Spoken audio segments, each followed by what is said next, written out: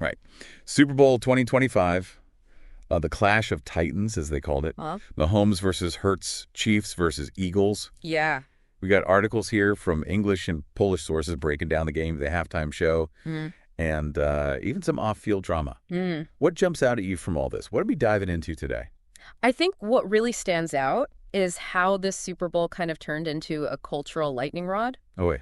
You got the game itself, sure, but then you add on top of that the Lamar-Drake feud playing out at halftime, and even a sitting president at the game for the first time in Super Bowl history. Right. It's almost like a snapshot of where we are in society right now, you know? Okay, so maybe a bit more than just a football game this time around. Yeah, I think so. But before we get into all that, let's start by talking about the game itself. Okay. Eagles won 40-22. Big win. Which wasn't exactly the nail-biter some people were expecting. Was this just a case of the Eagles outplaying the Chiefs? Or was there something more to it? Well, the Eagles were definitely the better team on the field that day, but I think what's interesting is how they built this dominant team. Okay. Their front office has been making some really smart moves for years, drafting well and putting together a roster that's both talented and deep. Interesting. They weren't just lucky. This was a team built to win. So you're saying this isn't a one-hit wonder kind of thing? Not at all. This is their second Super Bowl win in 8 years. Wow. They're becoming a dynasty right in front of us. Speaking of dynasties, what about the Chiefs? I mean, 5 sacks on Mahomes, you don't see that every day. Definitely not. And it really shows a key factor in how the Eagles won their defensive strategy. Yeah. They knew Mahomes likes to hold on to the ball a little longer, looking for those big plays, and they took advantage of that. Jonathan Gannon, their defensive coordinator, deserves a lot of credit for the game plan. Yeah. They disrupted the Chiefs' offense right from the start, and Mahomes just never really found his rhythm. And on the other side, Jalen Hurts had an amazing game. Not only throwing for over 300 yards and a touchdown, Yeah. but running for 3 touchdowns himself. Yeah. It felt like every time the Eagles needed a big play, he was there. He definitely stepped up when they needed him. And what's impressive is how calm he stayed throughout the game. Right. Remember, early on in his career, people doubted if he could be a true franchise quarterback. Yeah. But he's proven them wrong, showing leadership accuracy and that ability to make things happen when it matters most. It was a statement game. It was a statement game for him. And for Coach Nick Sirianni, too, right? Absolutely. I mean, he went from being on the hot seat to holding up the Lombardi trophy. It shows how well he can adapt. He took a team that had been struggling and turned them into champions. Yeah. He clearly connected with his players and got them to believe in what he was doing. That kind of leadership is so important. Okay, so the Eagles dominated for sure, but there were still some exciting moments in the game, like Cooper DeJean getting that pick 6 on his birthday. Oh, yeah. What are the odds of that? Talk about a birthday present. Right? But it wasn't just luck. The Eagles' defense was ready for anything. They knew Mahomes' tendencies, they were anticipating his throws, and they were ready to make a play when that interception came. Yeah. It set the tone early on, and you could see the Chiefs struggling to recover. Definitely. And then there was that tush-push touchdown, which I have to admit I'd never even heard of before. Oh, yeah, the tush push. What is that? Well, it's a play where the quarterback basically gets pushed forward by his teammates from behind, usually in short yardage situations. It's been getting more popular in recent years. I see. And in this case, it was definitely a little nod to the Bills, who have kind of become known for using that tactic. So a bit of fun mixed in with some serious strategy. It sounds like this Eagles team is the real deal. But let's move on to the halftime show. Kendrick Lamar was the main act, but it sounds like he brought more than just his music to the stage. He did. Yeah, performing Not Like Us, a diss track aimed right at Drake on the Super Bowl stage. Yeah. That's a bold move. I mean, talk about using a platform right. Millions of people watching around the world. Yeah. What was the reaction like? Well, that Polish article you mentioned, they didn't hold back. They called out all the bad language, the expletives, and even went into Lamar's past accusations against Drake. Seems like people are pretty divided. Some loved the energy and how audacious it was, while others thought it wasn't right for the Super Bowl. So adding fuel to the fire of that feud then, do you think this takes things to a whole new level? It's hard to say for sure. I mean, they've been going back and forth for years now. Right. But this definitely raises the stakes. Performing a diss track on a stage as big as the Super Bowl, that's got to hurt. And, you know, it gets people talking, which is often the point with these kinds of things. Yeah. There's that whole all publicity is good publicity idea. But it makes you wonder about the impact on their music, on their fans. For sure. Some fans might love the drama and the back and forth, seeing it as part of the show, but for others, it might feel like it overshadows the music. Speaking of overshadowing, you can't talk about this Super Bowl without mentioning Trump being there. Right. The first sitting president to attend the game. That's bound to create some buzz. It did. And it wasn't just that he was there, it was the reactions he got. That Polish source pointed out the cheers he received compared to the boos directed at Taylor Swift, who was there to support her partner Travis Kelce.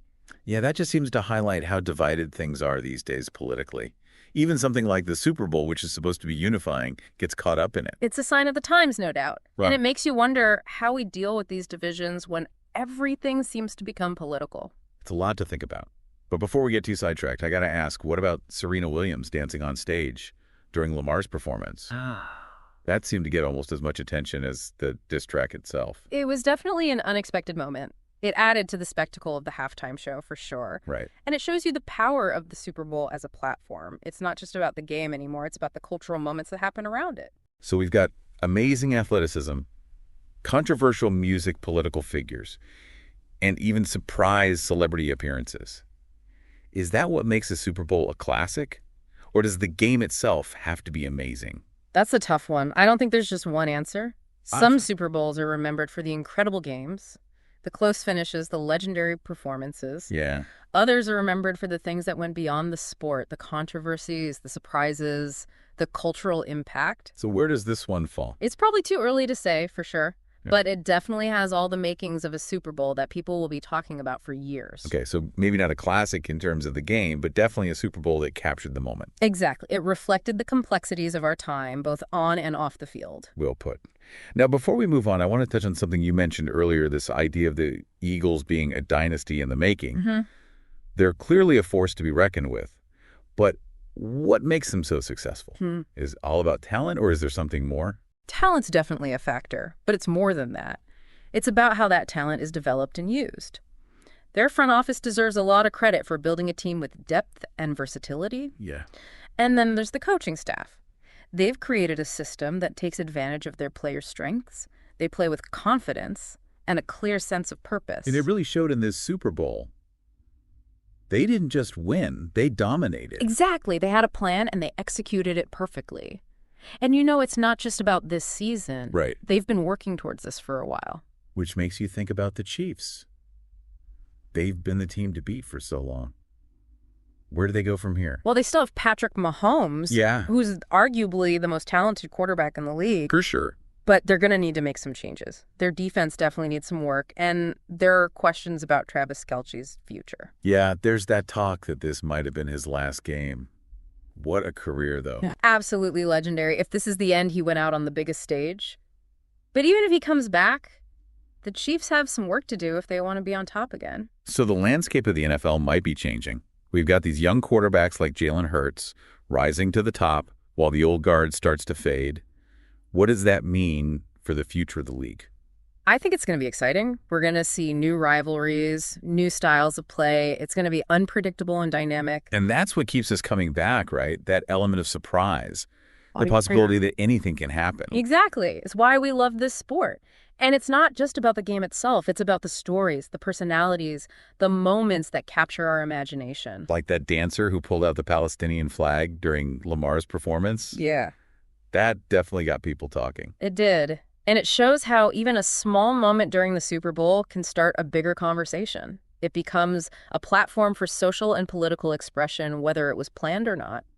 And we've been seeing more of that lately, right? This blending of sports and entertainment with social and political commentary. Definitely. The Super Bowl is this huge cultural event watched by millions around the world. Right. It's only natural that it reflects the bigger trends and conversations happening in society. So in a way, this Super Bowl was like a mini version of where we are as a society right now. Yeah. The good and the bad, the divisions and the things we share. I think that's a great way to put it. It wasn't just a football game. It was a reflection of ourselves. That's a great point. Yeah. And that's what makes these deep dives so interesting.